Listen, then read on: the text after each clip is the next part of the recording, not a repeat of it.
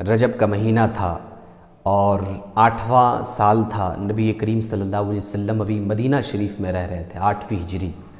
حضور علیہ السلام نے 300 صحابہ کرام کی ایک ٹیم تیار کی اور اس کا چیف حضرت ابو عبیدہ ابن جراح کو بنایا، اور 300 صحابہ کرام کو سمندر کے کنارے ایک قبیلہ رہتا تھا جس کا نام تھا قبیلہ جوہینہ۔ جوہینہ قبیلہ کے جو کفار تھے وہ بڑے شرارتی تھے۔ نبی کریم علیہ السلام نے ان شرارتی کفاروں پر نظر رکھنے کے لیے 300 صحابہ کرام کا ایک قافلہ روانہ فرمایا، اور یہ قافلہ جا کے سمندر کے کنارے پہ پڑاؤ ڈال دیا۔ 300 صحابہ کرام تھے جو کچھ کھانے کے سامان لے گئے تھے، وہ وہاں 1 مہینے کے قریب رہے، تو کھانے کے سامان وہ دھیرے دھیرے ختم ہوتا چلا گیا، اور جب سامان میں کمی پڑی، جب خوراک میں کمی پڑی، تو ایک وقت وہ بھی آ گیا کہ حضرت ابو عبیدہ ابن جراح ایک کھجور ہر ایک صحابی کو روز دیا کرتے تھے راشن میں۔ سوچئے کیسا حال آ گیا ہوگا۔ اس کے بعد جو بھی کھجوریں تھیں وہ بھی ختم ہو گئی۔ جب وہ بھی کم پڑ گئی، ختم ہو گئی، تو پھر صحابہ کرام کے سامنے ایک بڑا مسئلہ آیا۔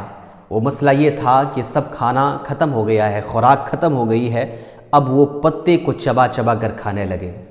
اب دیکھیں کہ صحابہ کرام کا ایمان کیسا تھا، ان کا جذبہ کیسا تھا، ان کے اندر یقین کیسا تھا۔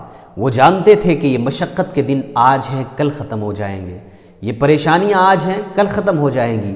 ان صحابہ کرام کو اس پر ایمان تھا، یقین تھا، وہ رب کی رحمت سے کبھی مایوس نہیں تھے۔ میری آج کی گفتگو کا مطلب یہی ہے کہ لوگوں اگر کبھی پریشانی آئے تو کبھی بھی مایوسی محسوس نہ کریں، کبھی بھی آپ اپنے اندر ٹوٹنے کی کیفیت کو نہ لائیں، اس لیے کہ ایک مومن کبھی بھی ٹوٹتا نہیں ہے، ایک مومن کبھی بھی مایوس نہیں ہوتا ہے، اسے ہر وقت اللہ رب العزت کی رحمتوں سے امید ہوتی ہے۔ اب ذرا دیکھیں، صحابہ کرام کی ایک جماعت ہے، 300 صحابہ ہیں، اس ٹیم کے چیف کمانڈر ہیں حضرت ابو عبیدہ ابن جراح، اور پتے کھا کر گزارا کر رہے ہیں۔ اب دیکھیے کہ اللہ رب العزت آزمائشوں کے بعد کس طرح سے آسانی کا انتظام فرماتا ہے۔ اس سریہ کو امام بخاری وغیرہ نے سریۃ و سیف البحر کے نام سے ذکر فرمایا ہے، اور چونکہ اس میں صحابہ کرام پتے کھا کر گزارا کر رہے تھے، اس لیے بعض مورخین نے اس سریہ کو سریۃ الخبط کے نام سے ذکر کیا ہے۔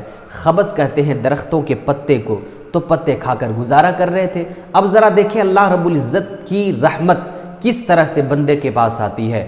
300 صحابہ ہیں، پیچھے نہیں پلٹے، یہ نہیں سوچے کہ آج یہ مشقت کے دن ہیں، یہاں ہم کیوں گزار رہے ہیں، میرا گھر قریب ہے، میں گھر چلا جاتا ہوں، نہیں گئے، رکے رہے، پتے کھا کر گزارا کرنے لگے۔ سمندر کے کنارے تھے، ایک دن ایسا ہوا، اچانک سمندر کی موجوں نے ایک مچھلی کو بالکل تٹ پہ پہنچا دیا، سمندر کے ساحل پہ ایک مچھلی کو پہنچا دیا۔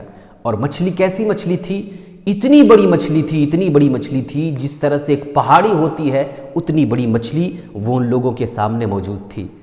اور میں آپ کو بتاؤں، حیرانی ہوگی، اس مچھلی کو صحابہ کرام کھانا شروع کیے تو تقریباً 18 دنوں تک کھاتے رہے، اور پھر جب مدینہ واپس جانے کی ضرورت پڑی تو اس مچھلی کے گوشت کو کاٹ کاٹ کر مدینہ شریف بھی لے گئے، اور جب وہاں پہنچے حضور علیہ السلام سے ذکر فرمایا، یا رسول اللہ، ہم پتے کھا کر گزارا کر رہے تھے، اللہ رب العزت نے کیسا انتظام فرمایا؟ حضور نبی کریم صلی اللہ علیہ وسلم نے فرمایا، ہاں میرے صحابہ، یہ اللہ رب العزت کا تمہارے لیے خوراک کا انتظام تھا، اللہ کی طرف سے تمہارے لیے کھانے پینے کا انتظام تھا۔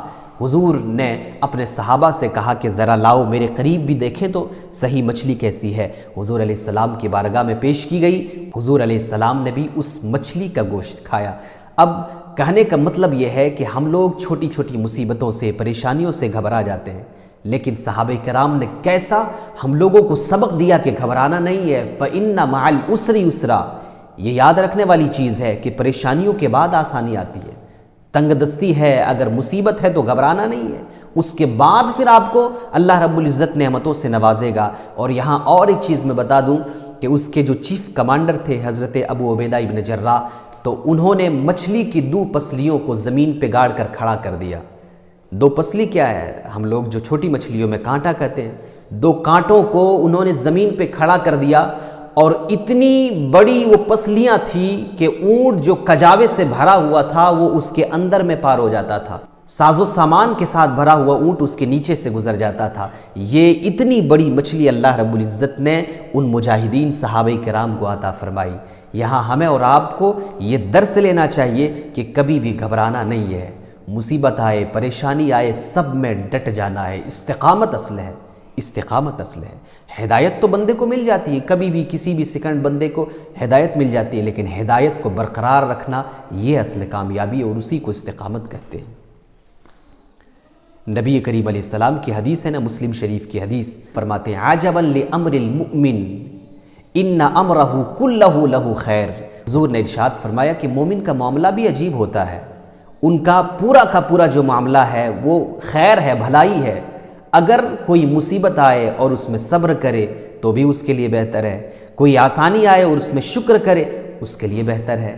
تو اگر آپ مومن ہیں تو کبھی بھی مسئلوں سے گھبرائے نہیں، پریشانیوں سے آپ کبھی بھی اپنے آپ کو تنہا محسوس نہ کریں۔ جب بھی پریشانی جتنی آئے گی یاد رکھیے گا اللہ رب العزت کی رحمت آپ سے اتنی قریب آئے گی۔